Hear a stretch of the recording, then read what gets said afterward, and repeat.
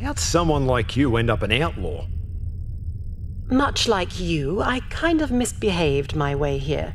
I was once one of the top scientific researchers in the solar military.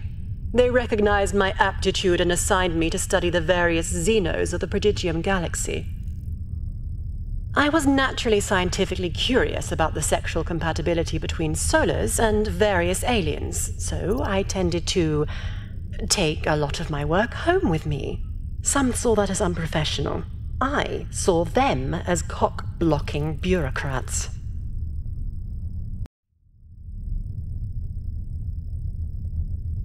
I have to say, the Mary Celeste is quite remarkable for being owned by a miscreant smuggler such as yourself. However, I have a few requests that could use your attention. For starters, I have hydraulic fluid from upstairs leaking onto my operating table. I asked for an array of flasks and tubes, but Dalek brought me some burnt glass contraptions clearly contaminated with psychedelic residue. And I also need a ballistics blast shield, with a torso side opening in the middle. Some of our manticores can ejaculate over 5 steaming hot gallons at a time with a range of nearly 30 meters, and I don't want the lab equipment or my hair getting contaminated. While you're at it, I'd also appreciate you updating the comm channels so my lab is no longer designated as Big Titty Central.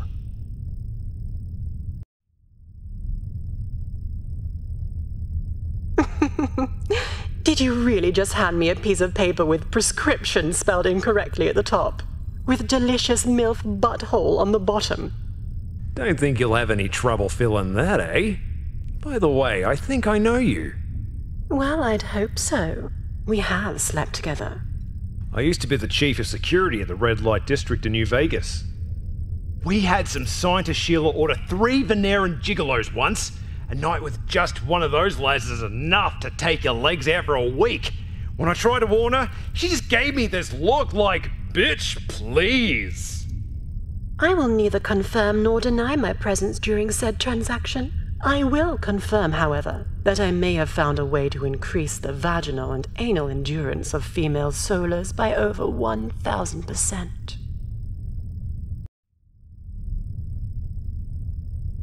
Well, well, look who made it back in one piece. Believe me, I'm quite impressed. Turned on, even. Speaking of which, do send Ella to the lab sometime soon. The privilege to study a Cloy up close and in person is extremely rare. You're going to scissor the fuck out of her, aren't you? Among other things, I'm a big fan of her work. I consider it art. I'd like to get her signature in the form of a lipstick mark or 2 on my naughty bits. Crikey! Never thought I'd be playing Snatchmaker for my own crew. Post haste, if you don't mind. I'm rather excited. After you mentioned ending up here due to some misbehavior in the solar military, I got awfully curious about what exactly that meant. It's a long story, but I'll try to make it as short as possible. I graduated at the top of my class, full honors. My instructors strongly urged me to follow their footsteps and lecture at the university, but my heart was in research. I instead convinced them to allow me to run my own lab where I would study the DNA of all the species of Prodigium. The military saw it as an amazing opportunity to learn their strengths and weaknesses. The university obviously loved the idea of creating our own information network, rather than relying on what was available on the Imperium-run HoloNet, which was often censored or incomplete. Knowing you, I've got a pretty good idea of what happened next. Captain, I assure you my intentions were entirely noble at first.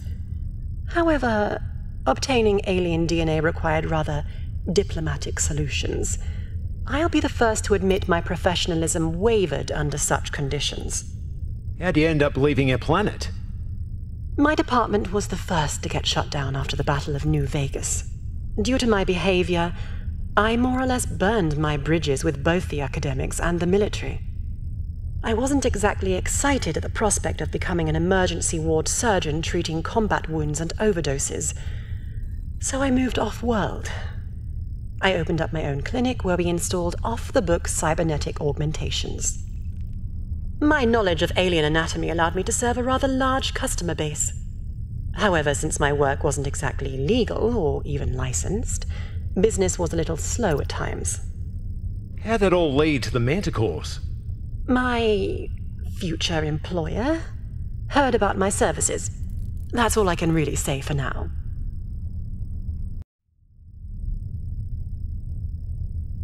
Lily, you ever miss New Vegas?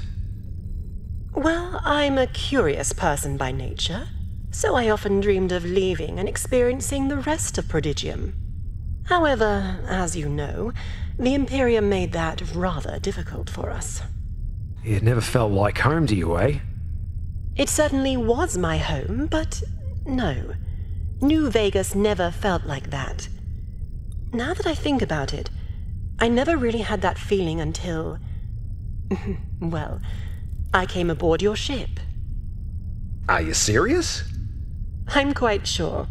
This lab might be small compared to what I had, and I'm really on my own down here most of the time, but that's kind of nice.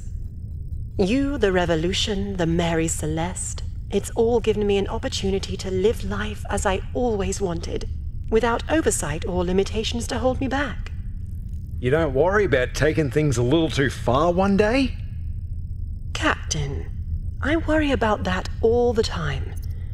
But despite this place occasionally serving as a playground of sorts for me and the rest of the crew, I take my job very seriously.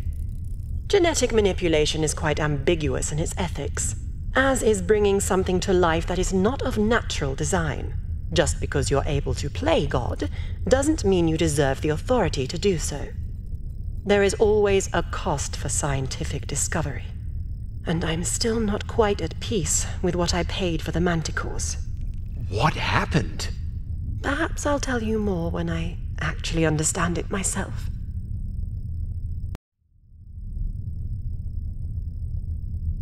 Lily, everything okay down here? I haven't heard a single orgasmic outburst in days. I found myself in a rather morally complicated situation, and I don't know what to do about it. Maybe I can help you figure it out. Pardon me for saying this, but you're not exactly a paragon of moral authority amongst the individuals on this team. Therefore, I harbor serious doubts that you're the man for the job, so to speak. Oh, you think so, yeah? Try me. Although I certainly hope with all of my heart that the answer to this question is a resounding no. Are you by any chance a father? A father? Not that I know of. But after all the shit I did at New Vegas, I'd be daft to say there ain't a chance. Why do you ask? As far as I'm aware, the Manticore Project represents something that has never been done before in recorded history throughout Prodigium. Certainly, scientists have created cells, tissue, organs, but never a fully functional, organic living being. And, despite the legality issues involved, I think it's clear you should be goddamn proud of what you've done considering why you did it. We're out here trying to save the galaxy, for fuck's sake. I am proud, but that's the problem. I created life, Captain. Though these life forms were born in a lab, that still makes me their mother nonetheless. And like any mother, I simply worry about them. It's remarkable, really, how it all started. I was so unsure about the variables during my first experiment. It seemed like the probability of success was minimal, but then it came to life. You have to understand, Captain, I've always had lingering doubts about my capabilities. I'm just barely a second-generation Solar. My education, much like most of us, came from illegally downloaded blacknet textbooks, taught by criminals often barely qualified as entry-level in their respective fields. Oh, bloody hell. I learned Chemistry 101 from a serial arsonist. I've been trying ever since it happened, but I simply cannot put into words the feeling that I had the moment the organism in the test tube started moving and looking at me, aware of me, my presence.